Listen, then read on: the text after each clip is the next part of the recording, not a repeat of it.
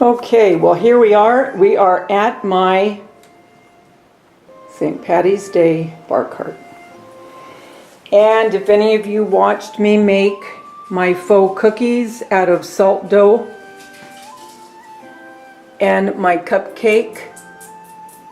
cupcakes for St. Paddy's Day, I just did a couple and decorated them with green acrylic paint with my spackle, and this one is done with a rose tip. Let me get back a little bit. And then down here I decorated some of the cookies with the faux icing. And here's another cupcake on a little cupcake tray from... In here are my Irish coffee cups that I got when I used to do Princess House. And my little sign from last year from Hobby Lobby, I'm not lucky, I'm blessed. And then down on the third shelf, I just put the Trader Joe's ginger brew with some green straws.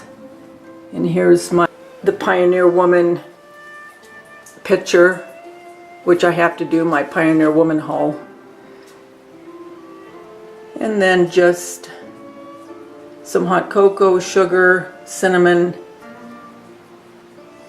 if I want to have hot cocoa. And then up on top I just have a few flowers from the Dollar Tree with some shamrocks in them. And my honeycomb shamrocks from eons ago.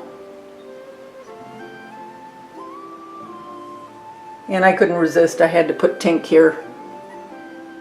Everybody loves Tink. So guys, that's it. That is my bar cart for St. Paddy's Day. I hope that you'll go over and look at my DIY, how I made these faux cookies and cupcakes. And until next time, in the next DIY, remember the world's a better place because you're in it. Don't ever, ever forget that. Talk to you soon, guys. Bye.